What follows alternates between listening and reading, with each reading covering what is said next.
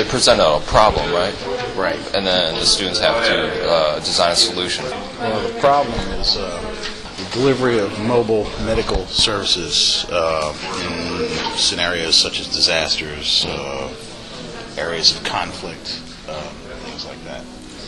And the physical realization of the solution is going to be some sort of movable, mobile, transportable, or self-propelled Or deployable. place for providing emergency medical services or more definitive care. Each of the teams has taken a different part of the system.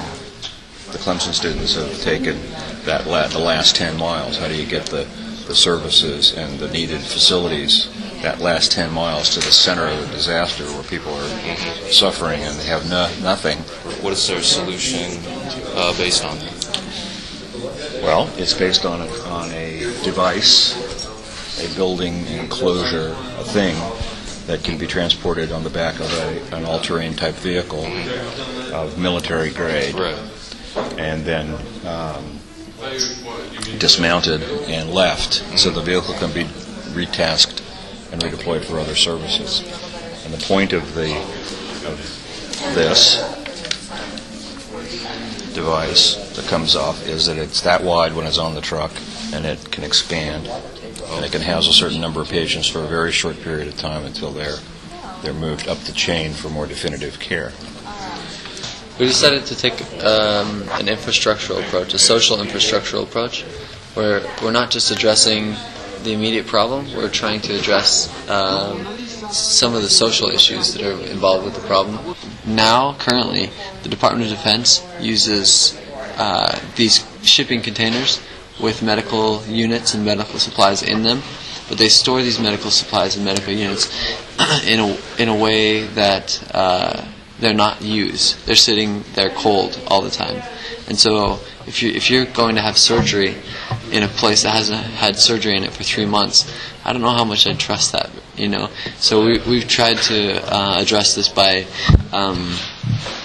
creating a scenario where these units are continually in use and are pulled from running hospitals from the surrounding area to address the needs of a disaster. Basically, a percentage of a hospital is dedicated to service its community and area. And when there's an incident, a disaster, it initiates a code purple, essentially. And that would cause a section of the neighboring hospitals to fragment off and to deploy to aid in those areas. And then accompanying with the machinery and the elements to facilitate the hospital, a certain percentage of staff go with it, and then volunteers in the community are notified and able to be deployed to the area, and it becomes a self-sustaining kind of structure. So then you stack it up this high? This is the unit that we've created, and it's using ETFE, which is a new material that has a lot of great properties, including its ability to insulate and its hyper strength, as well as its translucency or transparency, depending on what is required, what the needs of the situation are. And so we're planning to use this ETFE for the modular unit that's the size of a shipping container. And then the great thing about it is that within this shipping container unit, it would be expandable. An accordion structure comes out from this, and then it becomes twice the width, therefore expediting space. And then it's able to attach itself to a neighboring unit, so then it begins to multiply.